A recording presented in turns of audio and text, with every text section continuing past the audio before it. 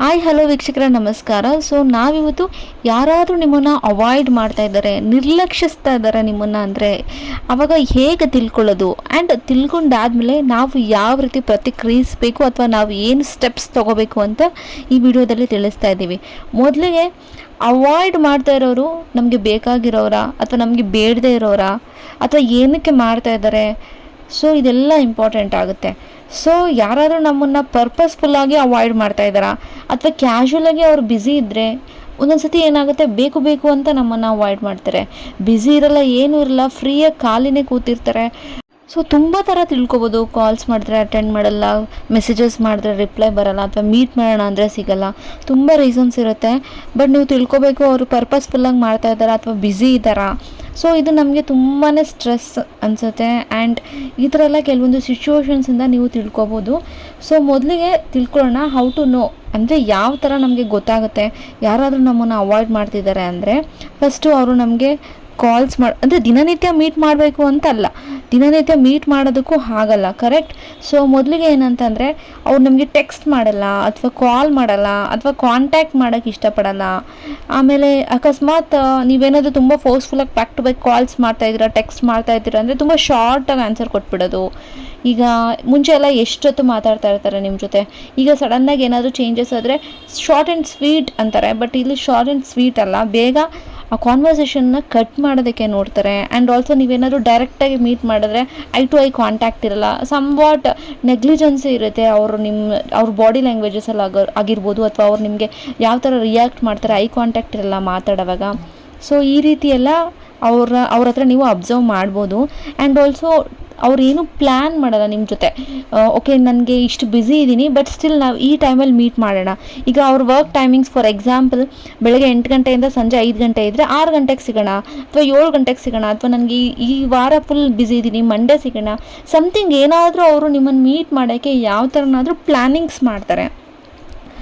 And also last ಮಿನಿಟಲ್ಲಿ cancels ಮಾಡ್ಕೊಳ್ತಾರೆ ಕೆಲವೊಂದನ್ನು. But ಈ ಥರ ಎಲ್ಲ ನೀವು ಕಂಡುಹಿಡ್ಕೋಬೋದು. ಅಂದರೆ ಕಾಲ್ ಮಾಡಲ್ಲ, ಟೆಕ್ಸ್ಟ್ ಮಾಡಲ್ಲ, ಕಾಂಟ್ಯಾಕ್ಟ್ ಮಾಡಲ್ಲ, ತುಂಬ ಶಾರ್ಟ್ ಆ್ಯಂಡ್ ಸಿಂಪಲ್ಲಾಗಿ ಆನ್ಸರ್ಸ್ ಕೊಟ್ಬಿಡ್ತಾರೆ. ಆ್ಯಂಡ್ ಐ ಕಾಂಟ್ಯಾಕ್ಟ್ ಮಾಡಲ್ಲ ಅಥವಾ ಏನೇ ಪ್ರಯತ್ನನೇ ಪಡಲ್ಲ ಅವರು ನಿಮ್ಮನ್ನು ಮೀಟ್ ಮಾಡೋದಕ್ಕೆ. ಸೊ ಫಸ್ಟ್ ಏನಂತಂದರೆ ಅವ್ರ ಬಿಹೇವಿಯರ್ಸು ನೋಡಬೇಕಾಗುತ್ತೆ. ಸಡನ್ನಾಗಿ ಅವ್ರು ನಿಮ್ಮ ಜೊತೆ ಕಾಂಟ್ಯಾಕ್ಟ್ ಮಾಡೋದು ನಿಲ್ಲಿಸ್ಬಿಡ್ತಾರೆ. ಸೊ ಅದು ಮೇಜರ್ ನೀವು ಅವ್ರ ಹತ್ರ ತಿಳ್ಕೊಬೇಕಾಗಿರೋದು. ಅವ್ರು ನಿಮ್ಮ ಜೊತೆ ಕಮ್ಯುನಿಕೇಷನ್ ಮಾಡೋದಕ್ಕೆ ಇಷ್ಟಪಡೋದೇ ಇಲ್ಲ. ಆ್ಯಂಡ್ ಆಲ್ಸೋ ನೀವು ನಂಬರ್ ಚೇಂಜ್ ಮಾಡಿರ್ತಾರೆ ಅಥವಾ ನಿಮ್ಮನ್ನು ಬ್ಲಾಕ್ ಮಾಡಿರ್ತಾರೆ. ವಾಟ್ಸಪ್ಪಲ್ಲಿ ಅಂದರೆ ಬ್ಲಾಕ್ ಮಾಡೋದು. ಆ್ಯಂಡ್ ಟೆಕ್ಸ್ಟ್ ಅಂತಂದರೆ ರೀಡ್ ರೆಸಿಪ್ಟ್ಸ್ ಎಲ್ಲ ನೀವು ಅವ್ರು ನೋಡಿದ್ರೂ ನೋಡ್ತಾ ಇರೋ ಥರ ಆ್ಯಕ್ಟ್ ಮಾಡೋದು. ಆ್ಯಂಡ್ ಇನ್ನು ಕೆಲವೊಂದು ಸತಿ ಸೋಷಿಯಲ್ ಮೀಡಿಯಾ ಇದೆಲ್ಲ ಈ ಥರನೇ ಆಗಬೇಕಂತಿಲ್ಲ. ಅಕಸ್ಮಾತ್ ಕೆಲವೊಂದು ಫ್ರೆಂಡ್ಸ್ಗೆ ನೀವು ಇಷ್ಟನೇ ಇರಲ್ಲ ಅಂದ್ರೂ ಅದನ್ನು ಅವಾಯ್ಡ್ ಮಾಡೋದು ತಿಳ್ಕೊಬೋದು. ಸೋಷಿಯಲ್ ಮೀಡಿಯಾಸ್ ಆಗಿರ್ಬೋದು, ಇನ್ಸ್ಟಾಗ್ರಾಮ್, ಫೇಸ್ಬುಕ್ ಅಥವಾ ಇಮೇಲ್ಸ್, ನೀವು ಯಾವ ಥರ ಕಾಂಟ್ಯಾಕ್ಟ್ ಮಾಡೋಕ್ಕೆ ನೋಡಿದ್ರೂ ಅವರು ನಿಮಗೆ ಇಂಟ್ರೆಸ್ಟ್ ಕೊಡೋದೇ ಇಲ್ಲ. ಆ್ಯಂಡ್ ಅವ್ರು ಎಷ್ಟೇ ಫ್ರೀ ಆಗಿದ್ರು ಅವ್ರ ಫೋನ್ ಅವ್ರ ಕೈಯಲ್ಲೇ ಇದ್ರೂ ಅವ್ರಿಗೆ ರಿಪ್ಲೈ ಮಾಡಬೇಕು ಅಂತ ಅನಿಸೋದೇ ಇಲ್ಲ. ಇದು ನಿಮಗೆ ಫ್ರೆಂಡ್ಸ್ ಜೊತೆನೂ ಆಗ್ಬೋದು ಆ್ಯಂಡ್ ಆಲ್ಸೋ ನೀವು ಪ್ರೀತಿಸ್ತಾ ಇರೋರ ಜೊತೆನೂ ಆಗ್ಬೋದು. ಸೊ ಕಾಮನ್ನಾಗಿ ಜಾಸ್ತಿ ಪ್ರೀತಿಸೋರು ಇಷ್ಟಪಡದೇ ಇರುವಾಗೂ ಆಗುತ್ತೆ. ಆ್ಯಂಡ್ ಫ್ರೆಂಡ್ಸ್ಗೆ ನಮ್ಮಿಂದ ಏನಾದರೂ ಅವ್ರಿಗೆ ಹರ್ಟು ಆಗಿರ್ಬೋದು ಅಥವಾ ಅವರಿಂದ ನಮ್ಗೆ ಏನಾದರೂ ಹರ್ಟ್ ಆಗಿರ್ಬೋದು. ಕೆಲವೊಂದು ಸತಿ ಎಲ್ಲ ರಿಲೇಷನ್ಶಿಪ್ ಮಧ್ಯೆನೂ ಇದಾಗುತ್ತೆ, ಅವಾಯ್ಡ್ ಮಾಡ್ತಾರೆ. ಸೊ ಈ ರೀತಿ ನೀವು ತಿಳ್ಕೊಬೋದು. ತುಂಬ ಬ್ಯುಸಿ ಇರೋ ಥರ ಆ್ಯಕ್ಟ್ ಮಾಡ್ತಾರೆ. ಸೊ ಅವ್ರೇನಾದರೂ ಕಾಲ್ಸ್ ನೀವು ಮಾಡಿರ್ತೀರ ನೋಡಿರ್ತಾರೆ, ಬಟ್ ಬ್ಯುಸಿ ಇರೋ ಥರ ಆ್ಯಕ್ಟ್ ಮಾಡಿಬಿಟ್ಟು ಐ ಆಮ್ ಬ್ಯುಸಿ ಅಂತ ಟೆಕ್ಸ್ಟ್ ಹಾಕ್ಬೋದು ಫ್ರೆಂಡ್ಸ್ ಕಾಮನಾಗಿ. ಸೊ ಈ ಥರನೂ ಮೆಸೇಜಸ್ ಹಾಕ್ತಾರೆ, I am busy or else I am in the meeting, ಈ ಥರ ಏನಾದರೂ ಒಂದು ಹಾಕ್ಬಿಟ್ಟು ಅವಾಯ್ಡ್ ಮಾಡ್ತಾರೆ. ಅಥವಾ ನೀವು ವಾಟ್ಸಪ್ಪಲ್ಲಿ ಟೆಕ್ಸ್ಟ್ ಮಾಡ್ತಾ ಇರ್ತೀರಾ ಅಂತ ಅಂದ್ಕೊಳ್ಳಿ. ಟೆಕ್ಸ್ಟ್ ಮಾಡುವಾಗ ಫಸ್ಟು ಅವ್ರಿಗೆ ಏನಾದರೂ ಹಾಯ್ ವಾಟ್ಸಪ್ ಅಂತ ಏನಾದರೂ hi what are doing something ಏನಾದರೂ ಹಾಕ್ದಾಗ ರಿಪ್ಲೈ ಬರಲಿಲ್ಲ ಅಂತ ಅಂದ್ಕೊಳ್ಳಿ, fine. Second time next okay are you there ಅಥವಾ ಆರ್ ಯು ಬ್ಯುಸಿ ಸಮಥಿಂಗ್ ಏನಾದರೂ ಹಾಕಿ, ಆವಾಗಲೂ ರಿಪ್ಲೈ ಬರಲಿಲ್ವಾ, ಸೊ ಬಿಟ್ಬಿಡಿ. ಯಾಕಂದರೆ ಪದೇ ನಾವು ಅವ್ರು ರಿಪ್ಲೈ ಮಾಡಲಿಲ್ಲ ಅಂದರೂ ನಾವು ಪುನಃ ಮಾಡ್ತಾಯಿದ್ರೆ ಸಿಚುವೇಶನ್ ಇನ್ನೂ ವರ್ಸ್ಟ್ ಆಗುತ್ತೆ. ನಾವು ಫೋರ್ಸ್ಫುಲ್ಲಾಗಿ ಅವ್ರ ಕೈಲಿ ರಿಪ್ಲೈ ಮಾಡಿಸ್ಬಾರ್ದು. ನೀವು ಒಂದು ಸತಿ ಹಾಕಿದ್ದೀರಾ ಫೈನ್, 2ನೇ ಸತಿ ಹಾಕಿದ್ದೀರಾ ಫೈನ್, ಪದೇ ನಾವು ಹೋಗಿ ಮೆಸೇಜ್ ಮಾಡ್ತಿದ್ರೆ ಸಿಚುವೇಶನ್ ವರ್ಸ್ಟ್ ಆಗಿ ಅವ್ರಿಗೆ ಮೊದಲೇ ಇಷ್ಟ ಇರಲ್ಲ, ನಾವಿನ್ನೂ ಟ್ರಿಗ್ಗರ್ ಮಾಡ್ದಂಗೆ ಆಗುತ್ತೆ. ಆ್ಯಂಡ್ ಇನ್ನೂ ಅವ್ರಿಗೆ ನಮ್ಮ ಮೇಲೆ ಕೋಪ ಜಾಸ್ತಿ ಆಗುತ್ತೆ. ಸೊ ಪದೇ ಮಾಡೋಕ್ಕೆ ಹೋಗ್ಬಾರ್ದು. ಒಂದು 2 ಸಲ ಹಾಕಿದ್ರೆ ಸಾಕು. ಆ್ಯಂಡ್ ಆಲ್ಸೋ ನಿಮಗೆ ರೀಡ್ ರೆಸಿಪ್ಟ್ ಇದ್ದೇ ಇರುತ್ತೆ ಅಥವಾ ಟಿಕ್ ಮಾರ್ಕ್ ಬರುತ್ತೆ, ಸೀನ್ ಅಂತ ಬರುತ್ತೆ. ಅದರಲ್ಲೇ ಗೊತ್ತಾಗುತ್ತೆ ನೀವು ಅವ್ರು ನಿಮ್ಮನ್ನು ಇಗ್ನೋರ್ ಮಾಡ್ತಾ ಇದ್ದಾರಾ ಅಥವಾ ಅವ್ರಿಗೆ ಇಂಟ್ರೆಸ್ಟ್ ಇದೆಯಾ. ಆ್ಯಂಡ್ ಆಲ್ಸೋ ಫೇಸ್ಬುಕ್ಕಲ್ಲಿ ಕೆಲವೊಬ್ಬರು ಆ್ಯಕ್ಟಿವೇ ಇರಲ್ಲ ಸೋಷಿಯಲ್ ಮೀಡಿಯಾಸಲ್ಲಿ. ಅಂಥ ಟೈಮಲ್ಲಿ ನೀವು ಹೋಗಿ ಮೆಸೇಜ್ ಹಾಕಿ ಎಷ್ಟೋ 3 ತಿಂಗಳಿಗೆ ಒಂದ್ಸತಿ 1 ತಿಂಗಳಿಗೆ ಒಂದ್ಸತಿ ನೋಡೋರು ಇರ್ತಾರೆ. ಅವ್ರ ಹತ್ರ ನೀವು ಎಕ್ಸ್ಪೆಕ್ಟ್ ಮಾಡಬಾರ್ದು. ಬಿಕಾಸ್ ಅವ್ರು ಸೋಷಿಯಲ್ ಮೀಡಿಯಾ ಯೂಸ್ ಮಾಡೋದೇ ಕಡಿಮೆ ಅಂದಮೇಲೆ ಅದು ಜೆನ್ಯೂನ್ ಆಗಿರುತ್ತೆ, ಅದು ಅವಾಯ್ಡ್ ಅಲ್ಲ. ಓಕೆನಾ. ಆ್ಯಂಡ್ ಆಲ್ಸೋ ಇನ್ನೊಂದು ಏನು ಮಾಡಬೇಕಂತಂದರೆ ಅಬ್ಸರ್ವ್, ತುಂಬ ಶಾರ್ಟಾಗಿ ಕಾನ್ವರ್ಸೇಷನ್ ಕಟ್ ಮಾಡಿಬಿಡ್ತಾರೆ. ಅವ್ರ ಆ್ಯಟಿಟ್ಯೂಡ್ ನೀವು ಅಬ್ಸರ್ವ್ ಮಾಡಬೇಕಾಗತ್ತೆ. ಅವ್ರ ಪರ್ಸ್ನಾಲಿಟಿ ಯಾವ ಥರ, ಅವ್ರು ಯಾವ ಥರ ನಿಮ್ಮ ಜೊತೆ ನಡ್ಕೊಳ್ತಾ ಇದ್ದಾರೆ. ಯಾಕಂದರೆ ಸಮ್ಟೈಮ್ಸ್ ರಿಪ್ಲೈ ಕೊಡ್ತಾರೆ, ಸೊ ಆನ್ಸರ್ ಬಂದಿಲ್ಲ ಅಂದರೆ ಮಾತ್ರ ಅವ್ರು ನಿಮ್ಮನ್ನು ಅವಾಯ್ಡ್ ಮಾಡ್ತಾರೆ ಅಂತಲ್ಲ, ರಿಪ್ಲೈ ಕೊಡ್ತಾ ಇರ್ತಾರೆ, ಆವಾಗಲೂ ಅವಾಯ್ಡ್ ಮಾಡ್ತಾ ಇದ್ದಾರೆ ಅಂತ ಅರ್ಥ. ಸೊ ಅದು ಯಾವ ಥರ ಅಂದರೆ ತುಂಬ ಶಾರ್ಟಾಗಿ ಇಟ್ಬಿಡೋದು. ಫಾರ್ ಎಕ್ಸಾಂಪಲ್ ನೀವೇನಾದರೂ ನಾವು ಆಚೆ ಹೋಗಿದ್ವಿ, ಅಲ್ಲಿಗೆ ಹೋಗಿದ್ವಿ ಇವತ್ತು ಅಂದರೆ ಹೌದಾ ಅಂದ್ಬಿಟ್ಟು ಸುಮ್ಮನೆ ಆಗ್ಬಿಡೋದು. ಇಂಟ್ರೆಸ್ಟ್ ಇದ್ದರೆ ಏನು ಮಾಡ್ತಾರೆ, ಎಲ್ಲಿಗೆ ಹೋಗಿದ್ದೆ, ಏನು ಮಾಡಿದೆ, ಇವತ್ತು ಏನು ತೊಗೊಂಡೆ ಅಂತ ಕೇಳ್ತಾರೆ. ಇಂಟ್ರೆಸ್ಟ್ ಇಲ್ಲದೆ ಇದ್ದರು ಹೌದಾ, ಓಕೆ, ಎಸ್, ಈ ಥರ ರಿಪ್ಲೈಸ್ ಬರುತ್ತೆ. ಸೊ ಅವ್ರು ನಿಮಗೆ ರಿಪ್ಲೈ ಕೊಟ್ರೂ ಅವಾಯ್ಡ್ ಮಾಡ್ತಾ ಇದ್ದಾರೆ ಅಂತಲೇ ಅರ್ಥ. ಇನ್ನೂ ಏನಂತಂದರೆ ಮೀಟ್ ಮಾಡಿದಾಗ್ಲೂ ಅಷ್ಟೇ ನಿಮ್ಮ ಜೊತೆ ಅಷ್ಟೊಂದು ಇಂಟ್ರೆಸ್ಟ್ ತೋರಿಸಲ್ಲ. ಹೆಸ್ರಿಗಷ್ಟೇ ಮೀಟ್ ಮಾಡಿರ್ತಾರೆ, ಆಮೇಲೆ ಸಡನ್ಲಿ ಯಾವುದೋ ಏನೋ ಮೀಟಿಂಗ್ ಸಿಕ್ಕಿದೆ, ಅದು ಸಿಕ್ಕಿದೆ, ಇಲ್ಲಿಗೆ ಹೋಗಬೇಕು ಅಲ್ಲಿಗೆ ಹೋಗಬೇಕು ಅಂತಂದ್ಬಿಟ್ಟು ಅವಾಯ್ಡ್ ಮಾಡಿಬಿಡ್ತಾರೆ. ಆ್ಯಂಡ್ ಆಲ್ಸೋ ಈ ಥರ ಎಲ್ಲ ನೀವು ಅಬ್ಸರ್ವ್ ಮಾಡಬೇಕಾಗುತ್ತೆ. ಆ್ಯಂಡ್ ಆಲ್ಸೋ ನಿಮ್ಮ ಫ್ರೆಂಡ್ ಆಗಿದ್ದರೆ ಅಥವಾ ಕಾಮನ್ ಫ್ರೆಂಡ್ ಸರ್ಕಲಲ್ಲಿ ಇದ್ದರೆ ಬೇರೆಯವ್ರ ಜೊತೆ ಅವ್ರ ಕಮ್ಯುನಿಕೇಟಲ್ಲಿ ಎಷ್ಟಿರ್ತಾರೆ, ನಿಮ್ಮ ಹತ್ರ ಎಷ್ಟಿರ್ತಾರೆ ಅದೆಲ್ಲ ತಿಳ್ಕೊಂಡ್ರೂ ನೀವು ಇದು ಮಾಡ್ಕೊಬೇಕಾಗುತ್ತೆ. ಆ್ಯಂಡ್ ಆಲ್ಸೋ ಅವರು ನಿಮ್ಮ ಥಾಟ್ಸ್ ಅಂದರೆ ನಿಮ್ಮ ಯೋಚನಾ ಶಕ್ತಿ ಅಥವಾ ನೀವು ಯಾವ ಥರ ಯೋಚನೆ ಮಾಡ್ತಿದ್ದೀರ ಅದಕ್ಕೆ ಸಿಂಕ್ ಆಗಬೇಕು. ಹೆಸ್ರಿಗಷ್ಟೇ ನಿಮ್ಮ ಜೊತೆ ಇರೋದಲ್ಲ, ನೀವು ಏನು ಅಂದ್ಕೊಳ್ತಾ ಇದ್ದೀರಾ ಅನ್ನೋದನ್ನು ಅವರು ಅರ್ಥ ಮಾಡ್ಕೋಬೇಕಾಗುತ್ತೆ. ಅಂಥ ಒಂದು ಪರ್ಸನ್ ಜೊತೆ ಇದ್ದರೆ ಚೆನ್ನಾಗಿರುತ್ತೆ. ಅವಾಯ್ಡ್ ಮಾಡೋರ ಜೊತೆ ಇದ್ದರೆ ಏನೂ ಚೆನ್ನಾಗಿರಲ್ಲ. ಸೊ ಈ ಥರ ಎಲ್ಲ ಸಿಚುಯೇಷನ್ಸ್ ಬರುತ್ತೆ. ಅವ್ರ ಬಿಹೇವಿಯರ್ನ ನೀವು ಅರ್ಥ ಮಾಡ್ಕೋಬೇಕಾಗತ್ತೆ. ಸೊ ಆಗ ನಿಮಗೆ ಈಸಿಲಿ ಗೊತ್ತಾಗುತ್ತೆ ಅವ್ರು ನಿಮ್ಮನ್ನು ಅವಾಯ್ಡ್ ಮಾಡ್ತಾ ಇದ್ದಾರಾ ಇಲ್ವಾ ಅಂತ. ಇಟ್ಸ್ ಈಸಿ, ತುಂಬಾ ಅವ್ರು ನಮ್ಮನ್ನು ಯಾವ ಥರ ನಡೆಸ್ಕೊಳ್ತಿದ್ದಾರೆ ಅನ್ನೋದ್ರ ಮೇಲೆ ಗೊತ್ತಾಗುತ್ತೆ. ಸೊ ಏನು ಮಾಡಬೇಕು, ಈ ಥರ ಎಲ್ಲ ಅವಾಯ್ಡ್ ಮಾಡ್ತಿದ್ರೆ ನಾವೇನು ಮಾಡಬೇಕು ಅಂದರೆ, ಫಸ್ಟ್ಲಿ ನಾವೇನು ಮಾಡಬೇಕು ಅಂದರೆ ಅವ್ರಿಗೆ ಅವ್ರದ್ದೇ ಆದಂತಹ ಸ್ಪೇಸ್ ಅಂದರೆ ಅವ್ರದ್ದೇ ಆದಂತಹ ಟೈಮ್ ಕೊಟ್ಬಿಡಬೇಕು. ಸೊ ನಾವು ಜಾಸ್ತಿ ಅವರಿಂದ ಬೀಳೋದಕ್ಕೆ ಹೋಗಬಾರ್ದು. ಬಿಕಾಸ್ ಫಸ್ಟ್ ಅವ್ರಿಗೆ ಟೈಮ್ ಕೊಡಿ.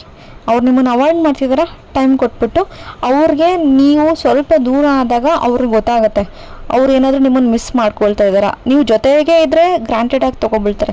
ಸ್ವಲ್ಪ ನೀವು ದೂರ ಅವಾಯ್ಡ್ ಆದರೆ ಅವ್ರಿಗೆ ನಿಮ್ಮ ವ್ಯಾಲ್ಯೂ ಗೊತ್ತಾಗುತ್ತೆ. ಸೊ ಅವ್ರಿಗೆ ಆದಂತಹ ಸ್ಪೇಸ್ ಕೊಟ್ಬಿಡಿ. ಓಕೆನಾ. ಸೊ ನೆಕ್ಸ್ಟ್ ಇಷ್ಟು ನೀವು ಸ್ಪೇಸ್ ಕೊಟ್ಟು ಸ್ವಲ್ಪ 1 ವಾರ 1 ತಿಂಗಳು ಎಷ್ಟೋ ನಿಮಗೆ ಗೊತ್ತಾಗುತ್ತೆ. ಸೊ ಅಷ್ಟು ಸ್ಪೇಸ್ ನೀವು ಕೊಟ್ಟರು ಅವರಿಂದ ನಿಮ್ಗೆ ಏನೂ ರಿಪ್ಲೈ ಬರ್ತಾ ಇಲ್ಲ ಅಂತಂದಾಗ ಫೇಸ್ ಟು ಫೇಸ್ ಕುತ್ಕೊಂಡು ಮಾತಾಡಿ ಅಥವಾ ಕಾಲ್ ಮಾಡಿ ಮಾತಾಡಿ ಅಥವಾ ಕ್ಲಿಯರಾಗಿ ಹೇಳ್ಬಿಡಿ, ಡೈರೆಕ್ಟಾಗಿ ಮಾತಾಡೋಣ. ಸೊ ಏನಕ್ಕೆ ಅವಾಯ್ಡ್ ಮಾಡ್ತಿದ್ಯಾ ಅಂತ ಹಾನೆಸ್ಟಾಗಿ ನೀವು ಕಮ್ಯುನಿಕೇಟ್ ಮಾಡ್ಕೊಳ್ಬೋದು. ಸೊ ನೀವು ಹೇಳ್ಬೋದು ನಾನೇನಾದರೂ ತಪ್ಪು ಮಾಡಿದ್ದೀನ ಅಂತ ಕೇಳಿ, ಅಥವಾ ಅವ್ರೇನಾದರೂ ಕಷ್ಟದಲ್ಲಿದ್ದಾರ ಅಂತ ನೀವು ಅರ್ಥ ಮಾಡ್ಕೊಳ್ಳಿ. ಸೊ ಅವ್ರು ಅವಾಯ್ಡ್ ಮಾಡೋದಕ್ಕೆ ಒಂದು ನೀವೇನಾದರೂ ತಪ್ಪು ಮಾಡಿರ್ತೀರಾ ಅಥವಾ ನೀವೇನೂ ತಪ್ಪೇ ಮಾಡಿಲ್ಲ, ಅವ್ರದ್ದೇ ಆದಂತಹ ಏನಾದರೂ ಓನ್ ಪ್ರಾಬ್ಲಮ್ಸ್ ಇರ್ಬೋದು.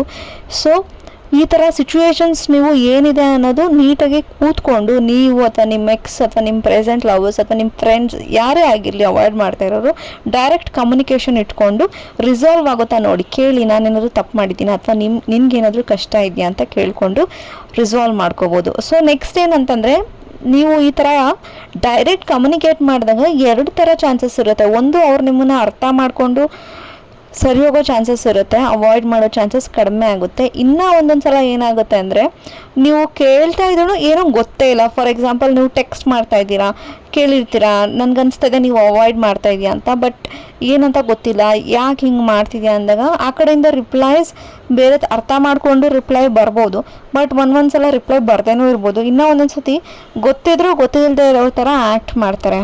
ಏನು ಹೇಳ್ತಿದ್ಯಾ, ಅವಾಯ್ಡ್ ಮಾಡ್ತಾಯಿದ್ದೀನ ನಿನ್ನ ಇಲ್ವಲ್ಲ, ನಾನು ಅವಾಯ್ಡ್ ಮಾಡ್ತಾಯಿಲ್ಲ, ನೀನು ಯಾಕೆ ಹಂಗೆ ಅಂದ್ಕೊಳ್ತಿದ್ಯಾ ಅಂತ ಕೇಳ್ತಾರೆ. ಸೊ ಮೇ ಬಿ ಅವ್ರಿಗೆ ಗೊತ್ತಿದೆ ಅವ್ರು ನಿಮ್ಮನ್ನು ಅವಾಯ್ಡ್ ಮಾಡ್ತಾ ಇರೋದು, ಬಟ್ ಸ್ಟಿಲ್ ಅವರು ಗೊತ್ತಿಲ್ಲದೆ ಇರೋ ಥರ ಆ್ಯಕ್ಟ್ ಮಾಡ್ತಾರೆ. ಗೊತ್ತಿದ್ರೂ ಗೊತ್ತಿಲ್ಲದೆ ಇರೋ ಥರ ಆ್ಯಕ್ಟ್ ಮಾಡೋದು ಅಂದರೆ ತಪ್ಪನ್ನು ನಿಮ್ಮ ಮೇಲೆ ಹಾಕೋದು. ನಾನು ಅವಾಯ್ಡ್ ಮಾಡ್ತಿಲ್ವಲ್ಲ, ನಾನು ಫಸ್ಟ್ ಥರನೇ ಇದ್ದೀನಲ್ಲ, ಈ ಥರ ಎಲ್ಲ ಕೇಳ್ತಾರೆ. ಸೊ ಅಲ್ಲಿಗೆ ನಿಮ್ಗೆ ಅರ್ಥ ಆಗಬೇಕು ಅವರು ಯಾವ ಥರ ಪರ್ಸನಾಲಿಟಿ. ಬಿಕಾಸ್ ಆ ಟೈಮಲ್ಲಿ ಆ ಸಿಚುವೇಶನಲ್ಲೇ ಗೊತ್ತಾಗೋದು ಅವರ ವ್ಯಕ್ತಿತ್ವ ಯಾವ ಥರ ಇರುತ್ತೆ ಅಂತ. ಸೊ ಈ ಥರ ಎಲ್ಲ ಆದರೆ ನಿಮಗೆ ಒಳ್ಳೆಯದು. ನೀವು ಎಂಥ ಒಂದು ಹ್ಯೂಮನ್ ಬೀಯಿಂಗ್ ಮನುಷ್ಯ ಅಥವಾ ಇಲ್ಲದೆ ಇರೋರ ಜೊತೆ ಇದ್ದೀರಾ, ಅಥವಾ ಅವರು ಯಾವ ಥರ ಪರ್ಸನ್ ಅಂತ ನಿಮ್ಗೆ ಆಗಲೇ ಸತ್ಯ ಗೊತ್ತಾಗೋದು. ಸೊ ಗೊತ್ತಾಯ್ತು ಅಂತ ಬೇಜಾರು ಮಾಡ್ಕೋಬೇಡಿ, ಖುಷಿ ಪಡಿ. ಈ ಥರನ ಇವರು ಅವ್ರದ್ದು ತಪ್ಪಿಟ್ಕೊಂಡು ನನ್ನ ಮೇಲೆ ತಪ್ಪಾಗ್ತಾ ಇದ್ದಾರಲ್ಲ. ಅವ್ರಿಗೆ ಇಷ್ಟ ಇಲ್ಲ ಅಂದರೆ ಡೈರೆಕ್ಟಾಗಿ ಹೇಳಿ ಮೂವ್ ಆನ್ ಆಗಬೇಕು. ಅವ್ರಿಗೆ ಇಷ್ಟ ಇಲ್ಲ ಅಂದರೆ ತಪ್ಪನ್ನು ನಿಮ್ಮ ಮೇಲೆ ಹಾಕಿ ಗೂಬೆ ಕೂರಿಸಿ ಅವರು ವಾಪಸ್ ದೂರ ಆಗ್ತಾರೆ. ಅಂದರೆ ಆ ಥರ ವ್ಯಕ್ತಿತ್ವ ತುಂಬ ಡೇಂಜರಸ್ ಅಂತಲೇ ಹೇಳ್ಬೋದು. ಡೈರೆಕ್ಟಾಗಿ ಅವರು ನನಗೆ ನೀನು ಇಷ್ಟ ಇಲ್ಲ, ಇವಾಗ ಮುಂಚೆ ಇಷ್ಟ ಇದೆ ಈಗ ಇಷ್ಟ ಇಲ್ಲ ಅಂತ ಹೇಳೋರು ಎಷ್ಟೋ ಪರವಾಗಿರಲ್ಲ. ಬಟ್ ನಿಮ್ಮ ಮೇಲೆ ತಪ್ಪಾಕಿ ಅವರು ಇದಾಗಕ್ಕೆ ನೋಡ್ತಾರಲ್ಲ, ದೇ ಆರ್ ಟು ಡೇಂಜರಸ್ ನಿಮ್ಮ ರಿಲೇಷನ್ಶಿಪ್ಪಲ್ಲಿ. ಅದು ಟಾಕ್ಸಿಕ್ ರಿಲೇಷನ್ಶಿಪ್ ಅಂತಲೇ ಹೇಳ್ಬೋದು. ಸೊ ಈ ಥರ ಆ್ಯಕ್ಟ್ ಮಾಡ್ತಾರೆ, ಗೊತ್ತಿದ್ರು ಗೊತ್ತಿಲ್ಲದೆ ಇರೋರ ಥರ ಆ್ಯಕ್ಟ್ ಮಾಡ್ತಾರೆ. ಸೊ ಅವ್ರ ಹತ್ರ ಹುಷಾರಾಗಿರಿ. ಬಟ್ ಜೆನ್ಯೂನ್ ಆಗಿ ನಿಮಗೆ ಗೊತ್ತಾಗುತ್ತೆ ಅವ್ರು ಯಾವ ಥರ ಅಂತ, ಆ್ಯಂಡ್ ನೀವು ಯಾವ ಥರ ಹ್ಯಾಂಡಲ್ ಮಾಡಬೇಕು ಅನ್ನೋದನ್ನು ನೀವು ತಿಳ್ಕೊಬೇಕಾಗುತ್ತೆ. ಸೊ ನೆಕ್ಸ್ಟ್ ಏನಂದರೆ, ಅವರು ನಿಮಗೆ ರಿಪ್ಲೈ ಕೊಡಲ್ಲ. ಅಂದರೆ ಈ ಥರ ಮಾಡ್ತಾರೆ, ನನಗೆ ಗೊತ್ತಿಲ್ಲಲ್ಲ, ನಾನು ಚೆನ್ನಾಗೇ ಇದ್ದೀನಲ್ಲ ನಿನ್ನ ಜೊತೆ, ನಾನು ಅವಾಯ್ಡ್ ಮಾಡ್ತಿಲ್ವಲ್ಲ ಅಂತ ಹೇಳ್ಕೊಂಡೇ ಅವಾಯ್ಡ್ ಮಾಡ್ತಾರೆ. ಅವ್ರ ಹತ್ರ ನಿಮಗೆ ಪ್ರಾಪರಾಗಿ ಆನ್ಸರ್ ಸಿಕ್ಕಲ್ಲ. ಆವಾಗ ನೀವೇನು ಮಾಡಬೇಕು, ಮ್ಯೂಚುವಲ್ ಫ್ರೆಂಡ್ಸ್ ಇರ್ತಾರಲ್ವ, ಅವ್ರಿಗೆ ನಿಮಗೆ ಕಾಮನ್ ಫ್ರೆಂಡ್ ಇರ್ತಾರೆ, ಅವ್ರು ಅಥವಾ ಯಾರಾದರೂ ಫ್ರೆಂಡ್ ನಿಮ್ಮಿಬ್ಬರಿಗೂ ಗೊತ್ತಿರೋ ಒಂದು ವ್ಯಕ್ತಿ ಇರ್ತಾರಲ್ಲ, ಅವ್ರನ್ನ ಕೇಳಬೇಕು. ಅವ್ರು ಸಾಮಾನ್ಯವಾಗಿ ಹೇಳ್ಕೊಳ್ತಾರೆ ಯಾಕೆ ಅವಾಯ್ಡ್ ಮಾಡ್ತಿದ್ದೀನಿ ಅಂತ, ಫ್ರೆಂಡ್ಸ್ ಮಧ್ಯೆ ಹೇಳ್ಕೊಳ್ತಾರೆ. ಆವಾಗ ನೀವೇ ಕೇಳಿದ್ರೆ ನಿಮ್ಮ ಫ್ರೆಂಡ್ಸ್ನ ಏನಕ್ಕೆ ಅವಾಯ್ಡ್ ಮಾಡ್ತಿದ್ರೆ, ನಿನ್ಗೆ ಏನಾದರೂ ಗೊತ್ತಿದೆಯಾ ಅಂತಂದರೆ ಅವ್ರು ನಿಮಗೆ ತಿಳಿಸೋ ಚಾನ್ಸಸ್ ಇರುತ್ತೆ. ಬಟ್ ಅದು ಗಾಸಿಪ್ ಥರ ಇರಬಾರ್ದು, ಇನ್ನೊಬ್ರ ಬಗ್ಗೆ ನಾವು ಕೂತ್ಕೊಂಡು ಮಾತಾಡೋ ಥರ ಇರಬಾರ್ದು. ನಿಮಗೆ ಕಾರಣ ಗೊತ್ತಿದ್ರೆ ತಿಳ್ಕೊಬೇಕಾಗುತ್ತೆ ಅವ್ರ ಹತ್ರ. ಆ್ಯಂಡ್ ಅವ್ರೂ ಮಧ್ಯದಲ್ಲಿ ಜಾಸ್ತಿ ಇನ್ವಾಲ್ವ್ ಮಾಡಿದಾಗ ಏನಾಗುತ್ತೆ, ತಂದಿಟ್ಟು ತಮಾಷೆ ನೋಡೋರೆ ಜಾಸ್ತಿ, ಅವರು ಎಂಜಾಯ್ ಮಾಡ್ತಿರ್ತಾರೆ ಇಬ್ಬರು ಕಿತ್ತಾಡ್ತಾ ಇದ್ದಾಗ. ಬಟ್ ಆ ಥರ ಪರ್ಸ್ನಾಲಿಟೀಸ್ನ ಕೇಳೋದಕ್ಕೆ ಹೋಗಬಾರ್ದು. ಪ್ರಾಮಾಣಿಕವಾಗಿ ನಿಮ್ಮ ಜೊತೆ ಸ್ನೇಹ ಯಾರು ಹೊಂದಿರ್ತಾರೆ ಅಂಥವ್ರ ಹತ್ರ ನೀವು ಹೋಗಿ, ಏನಕ್ಕೆ ನನ್ನನ್ನು ಅವನು ಅವಾಯ್ಡ್ ಮಾಡ್ತಿದ್ದಾನೆ, ಏನಕ್ಕೆ ನನ್ನ ಅವಳು ಅವಾಯ್ಡ್ ಮಾಡ್ತಿದ್ದಾಳೆ ಅಂತ ತಿಳ್ಕೊಂಡ್ರೆ ಸಿಚುಯೇಷನ್ಸು ಆರಾಮ್ಸೆ ರಿಸಾಲ್ವ್ ಆಗುತ್ತೆ. ಅವರು ನಿಮ್ಮ ಮಧ್ಯ ಇರೋ ಪ್ರಾಬ್ಲಮ್ಸನ್ನ ಸಾರ್ಟ್ ಔಟ್ ಮಾಡ್ತಾರೆ. ಅದನ್ನು ಬಿಟ್ಬಿಟ್ಟು ಹೊಟ್ಟೆವ್ರಿ ಪಟ್ಕೊಳ್ಳೋರ ಮಧ್ಯ ನೀವು ಹೋಗ್ಬಿಟ್ಟು ಏನಕ್ಕೆ ಅವ್ರು ಹಿಂಗೆ ಮಾಡಿದ್ರು, ಏನಕ್ಕೆ ಅವಳು ಹಿಂಗೆ ಮಾಡಿದ್ಲು ಅಂತ ಕೇಳಿದ್ರೆ ಅವ್ರು ಇನ್ನೂ ಜಾಸ್ತಿ ಅವ್ರು ಫಸ್ಟ್ ಆಫ್ ಆಲ್ ನಿಮ್ಮ ಹತ್ರ ಮಾತಾಡ್ತಾರಲ್ಲ, ನೀವು ಅವ್ರ ಹತ್ರ ಮಾತಾಡ್ತಾರಲ್ಲ, ಈ ಮಧ್ಯದವ್ರು ಬಂದು ಇಲ್ಲಿಂದ ಹೇಳಿ ಅಲ್ಲಿಂದ ಇಲ್ಲಿ ಹೇಳಿ ಇನ್ನೂ ಸಿಚುವೇಶನ್ ವರ್ಸ್ಟ್ ಆಗುತ್ತೆ. Choose the person wisely. ಅಂದರೆ ನೀವು ಯಾರ ಹತ್ರ ನೀವು ನಿಮ್ಮ ಕಷ್ಟಗಳನ್ನ ಹೇಳ್ಕೊಳ್ತಾ ಇದ್ದೀರಾ, ಪರಿಹಾರ ಕೇಳ್ತಿದ್ದೀರಾ, ಅದು ತುಂಬ ಅಂದರೆ ತುಂಬ ಇಂಪಾರ್ಟೆಂಟ್ ಆಗುತ್ತೆ. ಸೊ ಇಷ್ಟೆಲ್ಲ ಆದ್ರೂ ನಿಮಗೆ ರಿಯಲ್ಲಾಗಿ ಅವರು ರಿಪ್ಲೈ ಮಾಡಿರ್ತಾರೆ, ಅಂದರೆ ರಿಯಲ್ ಸಿಚುವೇಶನ್ ಎಕ್ಸ್ಪ್ಲೇನ್ ಮಾಡಿರ್ತಾರೆ, ನನಗೆ ಇಷ್ಟ ಇಲ್ಲ ಅಥವಾ ರಿಪ್ಲೈಸೇ ಬರಲ್ಲ, ಏನೇ ಆಗಲಿ ಫೈನಲಾಗಿ ಅವಾಯ್ಡ್ ಮಾಡೇ ಬಿಟ್ಟರು. ಇಷ್ಟೆಲ್ಲ ನೀವು ಪ್ರಯತ್ನ ಪಟ್ರು ಅವರು ನಿಮ್ಮ ಹತ್ರ ವಾಪಸ್ ಬರೋದಕ್ಕೆ ಸಾಧ್ಯನೇ ಇಲ್ಲ ಅಂತ ಗೊತ್ತಾದಾಗ ಏನು ಜಾಸ್ತಿ ಫೋರ್ಸ್ ಮಾಡಬೇಡಿ. ಇಷ್ಟೆಲ್ಲ ಪ್ರಯತ್ನ ಪಟ್ಟ ಮೇಲೆ ಇನ್ನೂ ಫೋರ್ಸ್ ಮಾಡಿದ್ರೆ ಅಗತ್ಯ ಇಲ್ಲ. ಯಾಕಂದರೆ ಮತ್ತೆ ನೀವು ಆ ಒಂದು ವ್ಯಕ್ತಿ ಜೊತೆ ಮತ್ತೆ ಹೋಗೋದಕ್ಕೆ ಸಾಧ್ಯನೇ ಇಲ್ಲ. ಬಿಕಾಸ್ ಇಷ್ಟೆಲ್ಲ ಪ್ರಯತ್ನ ಪಟ್ಟು ಅವ್ರು ನಿಮ್ಮನ್ನು ಅರ್ಥ ಮಾಡ್ಕೊಳ್ತಾ ಇಲ್ಲ ಅಂದರೆ ಅವರು ಬರೋದಕ್ಕೆ ಸಾಧ್ಯನೇ ಇಲ್ಲ. ಸೊ ಲೆಟ್ಟಿಂಗ್ ಗೋ ಅಂದರೆ ಅವ್ರನ್ನ ಬಿಟ್ಬಿಡ್ಬೇಕು. Letting go and move on ಅನ್ನೋ ಥರ ಇರಬೇಕು. ಯಾಕಂತಂದರೆ ಅದು ಅವರ ಭವಿಷ್ಯಕ್ಕೂ ಒಳ್ಳೆಯದು ಆ್ಯಂಡ್ ನಿಮ್ಮ ಭವಿಷ್ಯಕ್ಕೂ ಒಳ್ಳೆಯದು.